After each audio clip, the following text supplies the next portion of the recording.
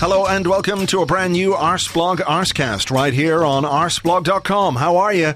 Hope you're well. Hope you had a very happy Christmas. If you were celebrating, hope you had a lovely time with friends, family, or perhaps even some acquaintances or friends of friends. However open you are to having those people in your life around Christmas time, whatever you did, hope you had a fine time. You ate well, drank well, and all was good and happy and peaceful with you.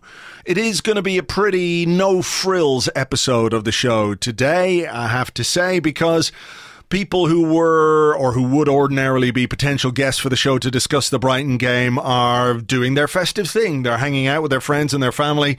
They've got their phones off, they've got their emails off, or they're not looking at their email. And in truth, I think at this time of the year, it's all right to give people a bit of distance and not hassle them to appear on a podcast. Nevertheless, we are going to look ahead to the game against Liverpool, and the one person I suppose that I could hassle or rope into doing something or giving some of their time at this time of the year is the Mugsmasher, and he will be along. We'll have a chat about Arsenal, Liverpool, and a few other bits in just a few moments' time. Just to take a moment as well to reflect on what happened at Brighton. The 1-1 draw, I have to say, was really disappointing. The performance, particularly in the second half, was really, really poor. Maybe the first half was more frustrating because we were definitely on top of the game early on, weren't we? We started very well. We scored after 7 minutes. Brighton were pressed back in their own half. We had total control of the ball, total control of possession. Possession and the ball are the same fucking thing. I'm talking about territory. We had them pushed right back, but I thought we played a bit conservatively, a bit passively. We didn't really try and turn the screw, and it was one of those as I was watching it going, we could very well pay a price for not going for this game, for not really getting it by the scruff of the neck after the early goal. And so it proved. We failed to take a chance, a really good chance to make it 2-0. And then we were undone by just hapless defending. We had a corner, and from that corner, within 5 or 10 seconds, Brighton had equalised. Stefan Lichtsteiner did not judge the flight of the ball properly. He headed it into the path of the Brighton striker. Guendouzi had switched off. I'm not sure that Mesut Ozil continued to track his runner the way he should have. Leno came out. I think he had to. He had no choice but to come out, really, given the guy was clean through on goal. He went past him, rolled the ball into an empty net, and it was 1-1, and it was the price we paid for the way we approached the game after the goal. The decisions, and I'm going to talk to the Mugsmasher a little bit about this, from Unai Emery, I don't think were good decisions in terms of how he managed the game, how he managed his substitutes, and to have 70% possession in the game and finish with only 7 attempts on goal, while Brighton had 12 attempts with their, whatever it was, 30%, 31% possession, tells you a story about this team and about its inability to create. There was a very interesting stat from our friend Orbinho. On Twitter, he is at Orbinho, and he says Arsenal are averaging only 13.1 shots per game this season, the lowest rate per match since Opta began collecting Premier League data in 1996. So this story or this narrative that was going around earlier in the season about how Arsenal were outperforming XG, whether you buy into that or not, is reflected in that statistic. We're not creating enough opportunities on goal. Perhaps we're being more efficient with the ones that we are creating, but there's a problem. There is a problem with creativity in the team. When you take Mesut Ozil out, whatever you think of Ozil, he is a creative player. He is somebody who can find a pass. Maybe he doesn't fit into Emery's system. Maybe he doesn't work hard enough, but when you're playing away from home with 3 defensive midfielders, it's always going to be difficult to get the ball to the attacking players. And when the attacking players in the second half were Alex Iwobi, who's going through a very difficult time, Alexandre Lacazette, eventually replaced by Aaron Ramsey, there's a weird decision. There was a weird call. Or Pierre-Emerick Aubameyang. There was a moment really late in the game, perhaps the last minute of injury time, and we were pushing. We'd had a corner. We were pushing to try and find a goal. And on the left-hand side, just inside their half, an Arsenal player picked up the ball and cut inside and lost the ball. And that player was Pierre-Emerick Aubameyang.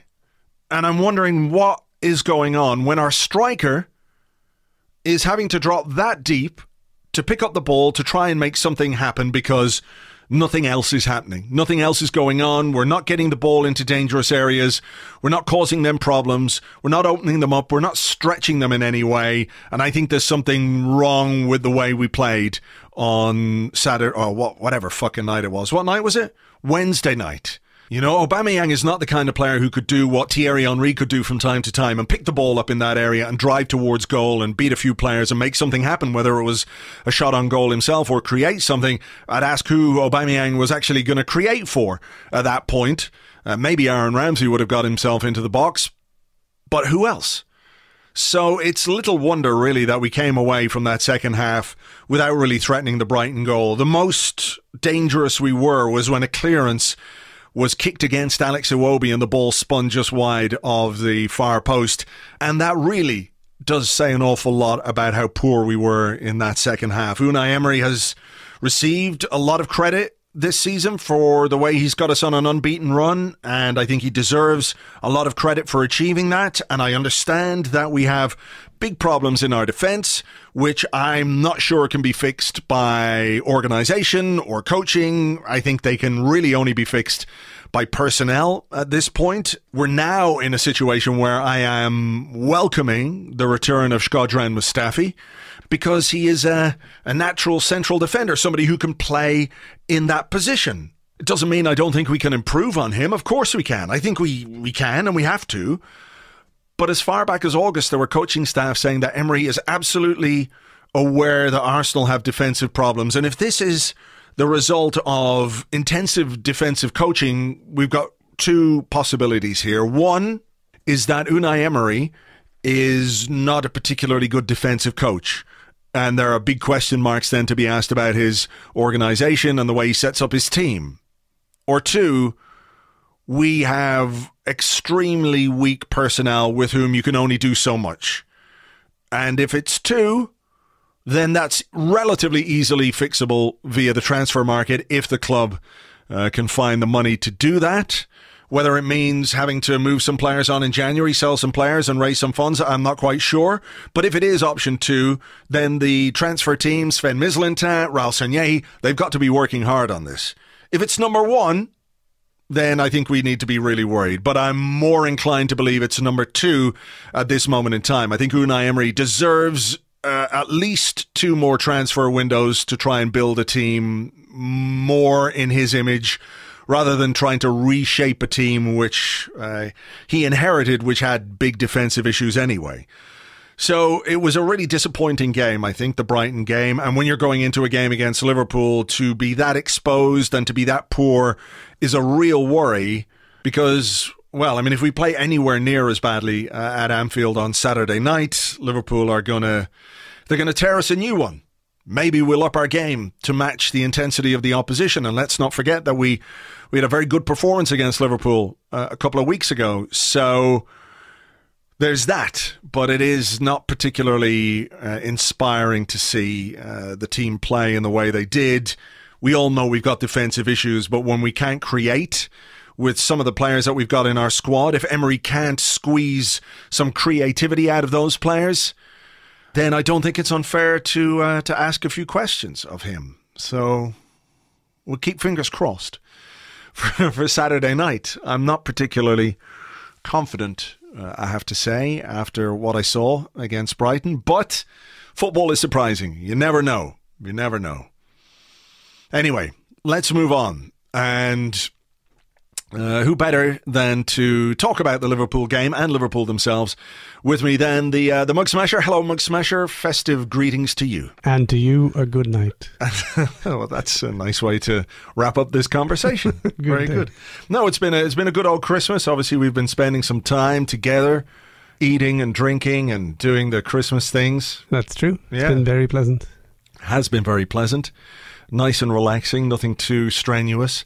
And for you, going into the Christmas period with Liverpool on top of the table, it's like it's even better than the present we all got each other. Yeah, it is. Well, I don't know. I haven't played that game yet. No, me neither. It's Red Dead Redemption. It was what would you like for Christmas? Red Dead Redemption 2, please. And you? Yes. Same. Yes, okay, we'll do that. It worked out beautifully. It was good. Rather than just buy it for ourselves, we did indeed exchange gifts. That's true. Yeah, that's the right way to do it, I think. Go through the motions. Exactly. Although I couldn't find it in the shops. Really? Yeah, it was gone at a GameStop. And have you noticed that in video game shops now, they have a really limited number of new games on the shelves?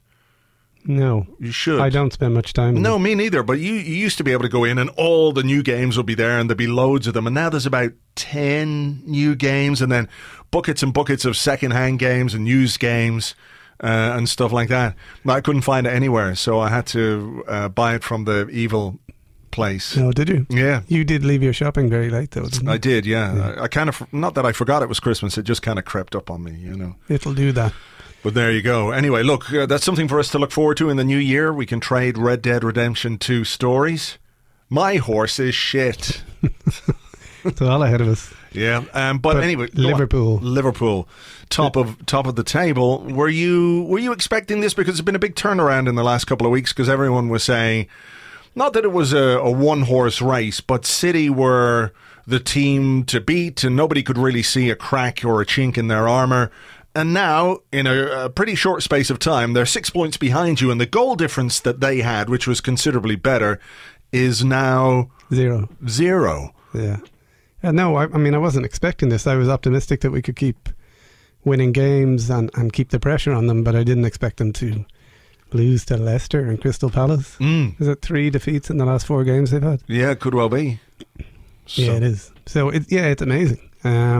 I mean, I'd never thought it was a one-horse race the way most of the media did, although you can kind of excuse people for assuming City were going to run away with it. I just think that the fact that we're not dropping any points keeps the pressure on them and I guess can lead to mistakes and these types of results. It is a bit of an illustration of how quickly things can change, particularly over this period of the season where there's a lot of football being played. And I say that in the light of Arsenal's terrible 1-1 draw at Brighton, which was probably our worst performance of the season. You know, coming after a hard-fought win against Burnley, you kind of think, okay, get yourselves back on track and start winning, and you don't. So my hope is that in a few weeks' time we might look back on this particular little blip and think, okay, it wasn't great, but we've won a few games now, and the table looks a little bit healthier. Of course, that's dependent on, having some defenders who can defend, which is a significant problem for us this season. We might touch on that in a moment. But I have to say, I said something on Twitter the other day that got a lot of people, not annoyed, but a lot of people disagreed with my contention that I would rather see Liverpool win the league this season than Manchester City. I agree completely. Well, I know you would. But my point was, is that even though it would be quite annoying for many people because they've got many more Liverpool supporting mates than they do Man City supporting mates, I think there's something really quite sinister about the whole Manchester City thing that's glossed over with a massive, hugely effective PR machine, which makes us forget what a cynical, horrible enterprise the whole thing is. And that, okay, Guardiola's a brilliant coach and they've got some brilliant players and they play some brilliant football. But if you, on the one hand, complain about how money is wrecking the game, can you not, on the other hand, then say City winning the title just contributes to that?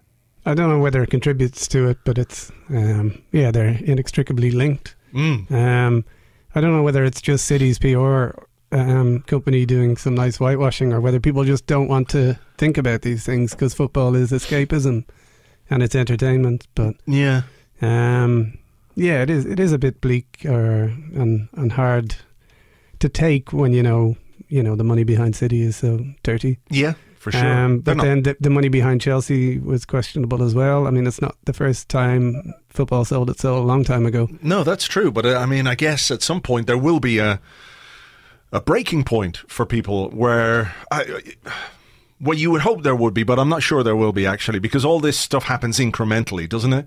Yeah. Like if you took the Premier League or the Division 1 in 1990 and you said just transported people forward 25 years or however long it is. How long is it? 28 years? 28. 28 years, okay. And you have clubs owned by nation states and you have oligarchs and you have this kind of money and there's TV not wrecking the game, but paying absolute lip service to what's best for fans and what's best for players and what's best for clubs because they've got them in their pockets because of the money that they would have. I think people would just have gone, oh, fuck, this is really bad. But because that change has happened on an incremental basis year by year by year, and we've all gone, it's like the whole Christmas comes too early. They've got the decorations up. They got the stuff in the shops in October. And every year people complain about it, but they do it. I'm not saying football is Christmas, but you see where I'm going with this? It's the war on Christmas. It is the war on Christmas. Happy holidays, everyone. Yeah, I'm not sure what question you were asking, but I'll just say in a general sense, I agree with you. It is dirty and horrible, but we watch it all the same, don't we? We do. We do. But as a neutral, I suppose, if you had to choose between Liverpool and City, then you should choose Liverpool because at least there's no human rights abuses involved in our money that we're aware of. That we're aware of. Make that caveat, yeah. What's his name? John Henry? John Henry, yeah. Yeah, John Henry could have a dungeon, a lair somewhere. It wouldn't surprise you. It wouldn't at all, but yeah.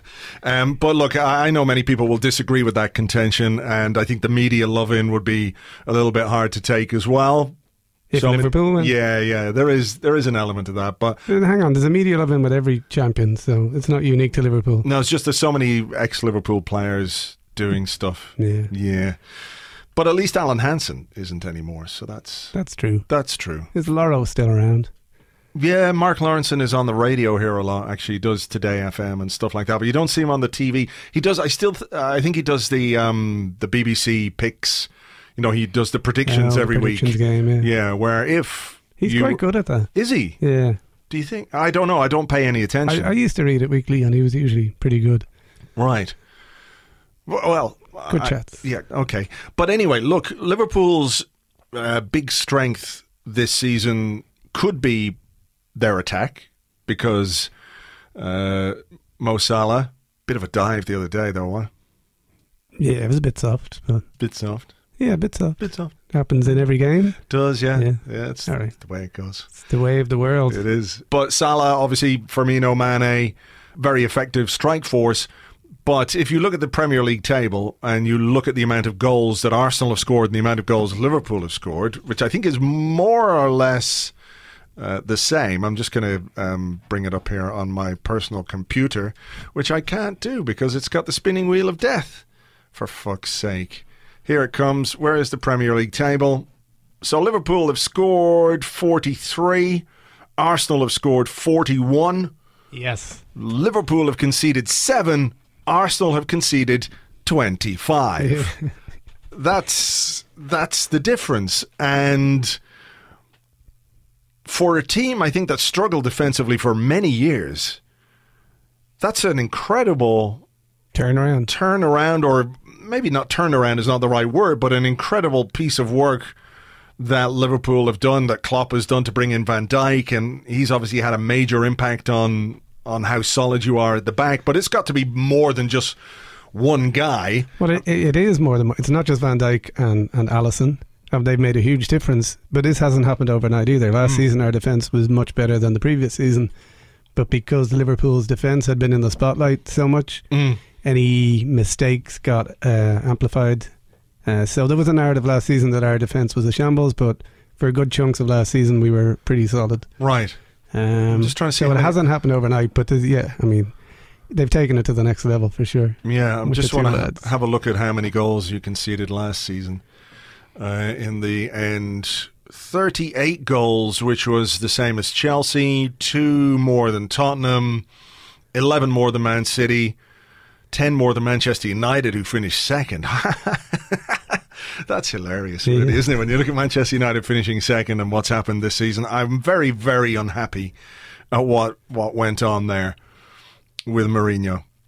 In what way? In that I feel like it would have been much better for football and for all of us if he'd been allowed to continue what he was doing. Indefinitely. Yeah. Perhaps given a 6-year contract with no break. Mandatory contract. Yeah, mandatory. Yeah, you cannot, no break clauses either way.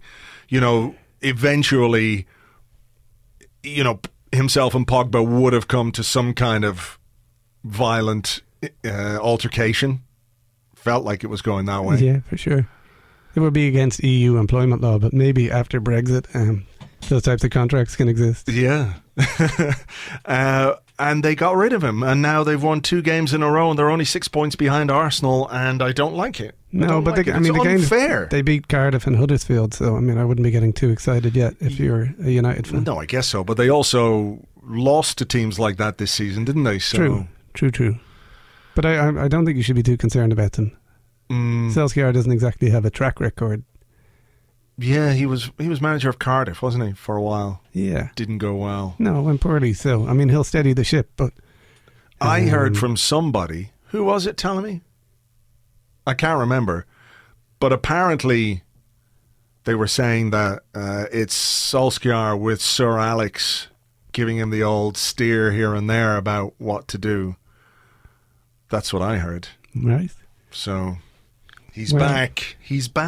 Well, he was sitting in the stands a lot recently, wasn't he? Yeah. I mean, I think he's there every week, but I did like the look of complete disdain on his face towards Mourinho. I'm sure that had an influence on the decision. Yeah, I think so. I mean, they did noticeably show him in the crowd a lot during the Liverpool game. Yeah, so that could have been the breaking point. How much has the keeper made a difference to this season for you? Because obviously Karius last season was... I kind of feel sorry for him. I don't know where he is now. I believe he's running a bar in... No, he's in Besiktas. Oh, is he? Yeah. How's it going for him out there? Well, I think it's going okay, but he's made a few high-profile mistakes. Yeah. But I mean, when you're... How old is he? 20 or 21? Karius? Yeah. Is he old? Is he that young? I don't know. Let's have a quick 23? Something like that. Karius. Oh, I spelt it wrong. Yes, I mean Loris Karius. He is 25. 25. He's over the hill now. Yeah. There's no chance. Yeah. But anyway, Karius was not great, and Mignolet was... Equally not great. Yeah. Which was not greater than the other? Oh, no, they were both equally not great, but in slightly different ways. Right. Yeah, if you could merge them into one human, they'd be a good keeper. Or would they be a doubly bad keeper? Maybe they'd be twice as bad as they already were. That's possible. Yeah, Alisson's been great, A couple of mistakes, but most of the time he's solid and, I mean, he's made a huge difference. He's got presence. I mean, the whole the group at the back, what are they called? Defenders. The defenders. Yeah, they're all... Even Lovren's playing well. Scored a good goal the other day. He did. Good finish. And it's just... I mean, Gomez plays well when he plays. I know he's injured now. Matip comes on and plays well. Lovren plays well. Van Dijk is the guy that's organising it all. So yeah, he's made the difference. He is a guy that a lot of clubs were interested in. I think Arsenal had a chance to sign him from Celtic and didn't.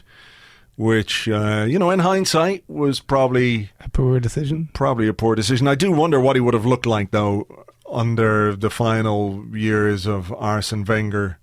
Would he have just been a gigantic Mustafi? You know what I mean? Yeah, it's hard to say. It is hard to say. He's got pace. His recovery pace is really good. So yeah. I don't know. He may have survived that. Maybe so. Maybe him and Koscielny would have been quite good together. Our midfield is also starting to... come good. The new lads, Fabinho's playing well. I know he had a fairly hard time against Torreira at the Emirates. It was only his second or third game, but he's looking like a real player now. Why has it taken so long to bring him into the team? Well, I mean, I don't think he was ready, and his first few performances weren't great. So it was probably a wise decision to get him in slowly. But he seems to be getting used to the pace of things. And I've been real impressed with him. Right. And what about Keita? Because he was, again, somebody that a lot of people were talking about as the kind of signing that a lot of the top clubs in England would have been looking at. And when the deal was done, it was was one of those where you did the deal a year before he arrived or something like that? Yeah, I think it was January of last year, wasn't it? Yeah, maybe something like that. So he started the season well, and then he got injured and he missed, I don't know, 6 or 8 weeks, did he? Something like that. And he hasn't quite got back to what you would think is his best, but he can definitely move the ball quickly through the midfield with the ball at his feet. You know, he makes surging runs, but his final ball has let him down lately. Right. But he looks like, you know, he's going to come good. You wouldn't be writing him off. So we were good defence, good midfield, and good forwards. It's a winning combination. It's good time with a good goalkeeper as well.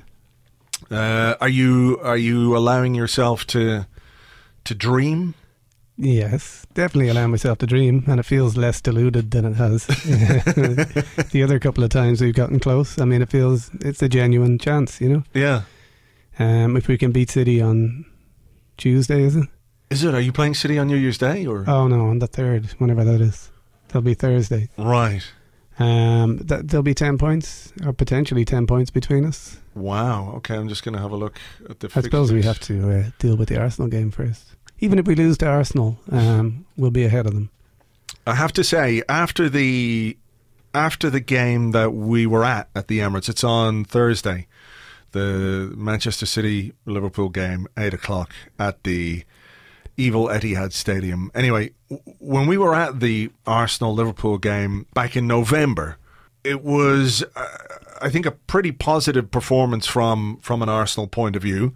Yeah. You know, coming from a goal down, and in midfield, I thought we were well on top in terms of what we had with Torreira and Jack, and it was a positive display and would give you hope that when you're facing Liverpool again, I didn't realise it was going to be this quickly, but you're hoping that when you face them again, you remember that performance and you go into the game in good shape. And I'm a bit more worried now because of what's happened over the last couple of weeks with Arsenal, because of the defeat to Southampton, the draw with Brighton, a really, really poor performance against Brighton on whatever day it was, yesterday. Yeah. I lose track of days of the week at this time of the year. Yeah, it's great, isn't it? It is, rather.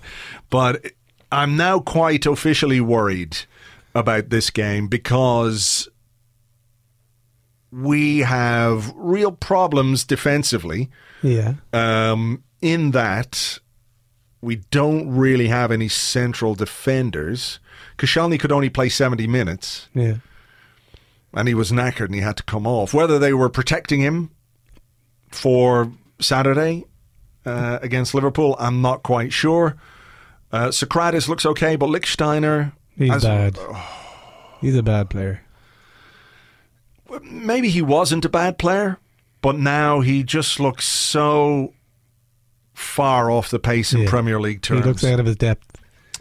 I almost felt sad for him because I felt sad for him. He's such a prick. You couldn't feel sad for him. Well, no, he's one of those guys that if he wasn't on your team, you'd definitely hate him because he's got that to his game, you know, and the histrionics and letting the referee know that he's been fouled and everything. I get why he would be really annoying for people. What's annoying if you're an Arsenal fan is seeing him charge up the wing, get the ball and do nothing with it. I've never seen a player of such experience be unable to cross a ball into the box with any kind of accuracy, with any kind of decent trajectory, to put the ball in somewhere approaching a dangerous area. His delivery from out there is absolutely woeful, and then he's knackered. Yeah. He's finding it very hard to get up and down the pitch, and you know he's 34 years of age. You can't blame him. He probably wasn't meant to play this much. No, he wasn't. I don't think he was meant to play that much, but you know, you have to stop and consider the possibility that, you know, Bellerin could miss a few games with an injury or what have you. And I'm not sure that when Bellerin, I don't know how much you've watched this season, but has been really good for us. And fullbacks are how Emery is a big part of how Emery likes his team to attack. Getting fullbacks and getting the ball cut back into the penalty area. Bellerin has been really, really good. Kolasinac in the last few weeks has been really good for us in that sense. He's looked better. It just strikes me as odd that if you have a player like Bellerin on one hand, and you need some competition for him and you need some backup for him, you get a player who is so the opposite of what he is. Young, fast, effective, dynamic, and Lichtsteiner... None of those things. No. It was a weird signing right from the off, and it looked to me like a dressing room signing. Like he wanted someone with that experience around the dressing room and didn't really expect him to play this much. So it was only his first transfer window. I'd imagine he'll try and address these things in January. You hope so. You would hope so. I'm not sure how much he had to do with all of the signings either. I think a lot of them came from the football executive people who are doing that kind of business now, the old transfer committee, which I'm sure you're well aware of from a Liverpool point of view. Here, but just to say, I mean, before the game in the Emirates last month, your defence was really dodgy and your midfield had been shaky, and that game was kind of an anomaly, the fact that you put 90 minutes together and Xhaka played like a professional footballer. It was unusual. So, you know, it could happen again tomorrow. Xhaka's not bad. I quite like Xhaka. He's not a top level player though. He makes some really bad mistakes. He does. He's quite careless at times. You know, there's a lot to like about the way he plays, but his game is punctuated with those. Yeah, if he was a goalkeeper, everyone would hate him. Lapses in concentration and stupid mistakes. But in the Liverpool game, he didn't put a foot wrong. I mean, he played kind of above his level, which was really annoying, I found. At the time. Well, who knows? He might do it again on Saturday. What do you make of the Mesut Ozil situation? I don't know how much you've been following, but Ozil yesterday against Brighton hauled off at half-time for Alex Iwobi for tactical reasons, left out of a North London derby for tactical reasons. He's been in and out of the team this season for tactical reasons and also a back injury. Yeah, I remember Coutinho used to have back injuries. Did he? Every January, yeah. Right. I'm not sure that there's anything to do with the timing of it, but when you have a player of Ozil's stature and when you have a player of his ability and he's so marginalised this season, it doesn't really augur well for his future at the club under Unai Emery. It doesn't look that way. How did he play yesterday before he was taken off? It was all right. I mean, he wasn't terrible or anything.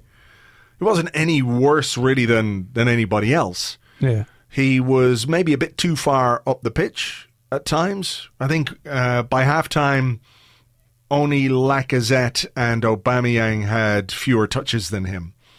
You know, and this is a guy... he's your number 10, yeah.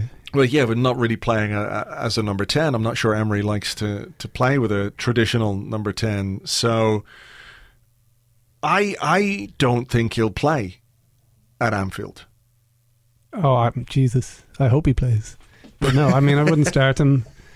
He'll be a liability. Although you say that, and then he could just turn up and have one of his games. You know, he finds the gaps or the spaces between people and ruins you. But it's been a while since he's had a game like that against anyone of any standard. Yeah, particularly away from home. Yeah. I mean, he left him out of the game against Southampton because he felt it was too physical. He left him out of a game against Bournemouth away because it was too physical. I think he started against it. I can't remember. But Bournemouth away, he said this game was too physically intense for Mesut Ozil. Bournemouth make fewer tackles than any other team in the Premier League. But then, I mean, and why would he say physically intense? I mean, Bournemouth were in a good run of form at that stage. And they are... I know, but look, it's an energetic team. Is that what he meant? Maybe it's what he meant, but, you know, at the end of the day, it's Bournemouth. Well, I mean, away from home. I'm not taking Bournemouth for granted, but if you're Mesut Ozil and you can't start against Bournemouth away from home, how can you start against Liverpool away? I'm not sure you can. No, you can't. I mean, it looks like Emery doesn't rate him. So doesn't trust him, that's for sure. Yeah. Definitely doesn't trust him. And doesn't fit in his system. Well, I don't know what Emery's system is either. That's the thing. There isn't a defined system. Do Liverpool play more or less the same formation every week? No, he mixes it up. He has a favourite formation, but he does mix it up depending on who they're playing and who's fit. Yeah, well, I mean, that's kind of what Emery is doing, but we're not quite sure what the one that he likes most is. But it never includes a number 10 or very rarely a playmaker like that. Very rarely, yeah. Yeah. So I don't know. And we don't have the thing about that is we don't really have the players who are in that system, if you like. Mkhitaryan and Iwobi are all right, but they're not producing enough, anywhere near enough. And then we've got the Lacazette situation going on where... What's that situation? Well, he took him off against Burnley and Lacazette was really unhappy. And against Brighton, midway, maybe around the hour mark, having made the halftime change, Ozil for Iwobi, he took Lacazette off and put Aaron Ramsey on. Now, I had no problem with the introduction of Aaron Ramsey, but in a game when you need a goal, and you're playing with three defensively minded midfielders, because he had Guendouzi, Torreira and Xhaka, the obvious change for me would be to put Ramsey on for one of those midfielders and keep your striker on because, you know, strikers are good at scoring goals. Well, and he's not just good at scoring goals, he's good at winning the ball back. He's dogged. I mean, the first goal came from him. Yeah. Yeah. And he's a little animal, you know. He's always at your heels. Yeah. He doesn't let things go. So he's on the bench, sitting there, watching a team who he knows need a goal, and he's sitting on the bench, fucked off, pissed off for being taken off 2 games in succession. And I have to wonder about the man management in that situation. I know everyone's enthused by the way that Emery makes changes because it's so different to what Wenger did. You know, Wenger would wait till the 71st minute and he would make whatever change he wanted to make, whereas Emery makes them at half-time. He makes them early in the second half. I'm not sure they've always been as successful as we would have liked, certainly against Brighton. A lot of times they have worked and they have gone well. This time I think he got it completely wrong, and I do wonder if he's going to create a situation with a player like Lacazette, who's a high-profile striker, £50 million signing, and he's being taken off in a game when Arsenal desperately need a goal. I find that odd. Yeah. What are you going to do? But I mean, he's the manager. He's to make decisions. Sure. They're not all going to be right. Yeah, yeah. If you won the game, you know, it'll be fine. Mm. I know it's meaningless to say that. Yeah. But, he can't be overly worried about whether Lacazette's going to have the hump with him. Yeah. He's got to do what he thinks he needs to do to win the game. Sure. I guess so. But, you know, we've got a lot of players on the outs now. Ramsey on the way out. Ozil looks like his participation is going to be fleeting. I don't know. It just doesn't look like a really healthy situation. Danny Welbeck is going to be leaving, even though he's injured. If there's a problem with Lacazette, you know, I'm not sure it's healthy. But we'll have to wait and see. Yeah. So, tell me then about Saturday. Are you feeling pretty confident about this one? Well, I am, but I'm almost reluctant to say it because I was feeling pretty confident in November, and then it was a draw. Yeah, 1-1. Although I'm feeling more confident now than I was then. Yeah. But then Arsenal have just played poorly in a couple of games, and you do tend to bounce back quite well. Although we've only conceded 7 goals all season, and I don't know when the last time is we lost at home. So yeah, Liverpool win. Come on. All right. I think, you know, there's something more to this game as well from an Arsenal point of view, because Liverpool have yet to lose a game this season, and the longer it goes on, the more people start thinking about the Invincibles and the unbeaten season and all that kind of crack. So for me, obviously, it would be a pleasure to win on Saturday and take that 0 and make it a 1 in the losses column and protect the historical achievement of the Invincibles. But I genuinely cannot see Arsenal winning this game. And I'm not just saying that in a kind of reverse jinx kind of way. I just don't see how we can defend what you have in attack with the players that we have available to us. Yeah, and I don't think we'll see the midfield the way we did in November. I don't see us losing that battle this time. Having said that, Aubameyang is incredible as a striker, and I think Lacazette's not far behind him. So, you know, you could score goals, but we have to get the ball to them first. So it's how we do that. And you know, as a fan, you may be worried about your Invincibles playing, but I can't think, or I doubt any of the players care about that. About Liverpool's? No, because it's not like if it was the final game of the season and Liverpool still hadn't lost a game, it would be a thing. It would be a thing for the players. It would be something they would be aware of, and they would do their best, you know, to try and protect that. But yeah, I don't think they give a fuck about it at this point of the season. It's just about getting getting 3 points or 1 point from this particular game. Yeah. So we'll see. Should be fun. I'd take a point now. If you offered me a point, I'd absolutely take a point. Yeah, I'd say you would. I wouldn't. I know you wouldn't, but I would. So it doesn't work like that, unfortunately. So we're going to have to sit and watch and drink heavily. Drink our way through it. Drink our way through it. Anyway, I wish you luck for the rest of the season, if not on Saturday. Thank you. And to you. And Happy New Year. And I'll see you in 2 minutes. See you in a few minutes. See you in a few minutes, yeah. All right. Good luck. There you go. That was the Mugsmasher. And for those of you who don't know, he is my brother.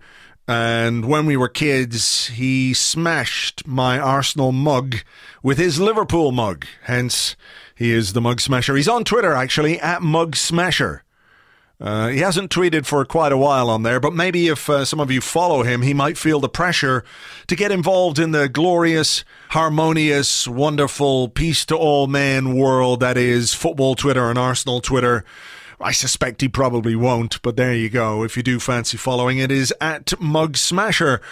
Right, that's really just about that for this particular episode. It's kind of like an in-betweeny podcast episode. You know, James and I will be here after the Liverpool game, and we will be reviewing whatever the hell happens. Who knows? Who knows? It could be good, it could be bad, it could be very bad, it could be very good, it could be There's just no way of knowing, because we can't predict the future with any great accuracy. Unless, of course, it is to predict that tomorrow Samir Nasri will be, a massive prick. I think that's a safe one. I think it's a safe one. But James and I will be here with an Arsecast Extra. Let's keep fingers crossed. Keep everything crossed. If you've got pets, make them cross their paws. I think we're going to need it for this particular game against Liverpool on Saturday. Let's hope we can pull something out of the fire that is an awful lot better than what we saw at Brighton. If it is, we have a chance to get something from the game. If not, could be a very badly morning when James and I discuss the game. Until then, take it easy, folks. Thanks for being here. Keep enjoying the festive season. There are probably some mince pies need eating. Go do that, and I'll talk to you soon. Cheers. Bye-bye.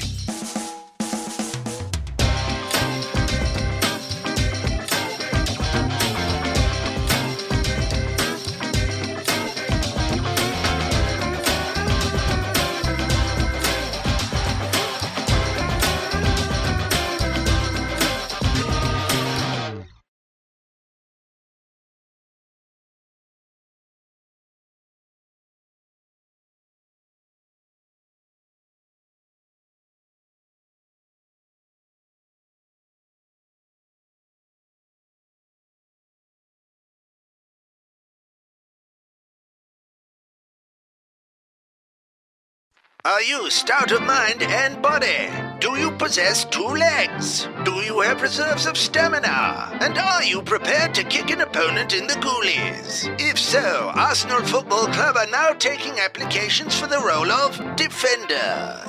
Chairman Sir Chips Keswick says, "We'll pay a king's ransom to anyone who can sort these cunts out." Applicants should form an orderly queue outside Highbury at once.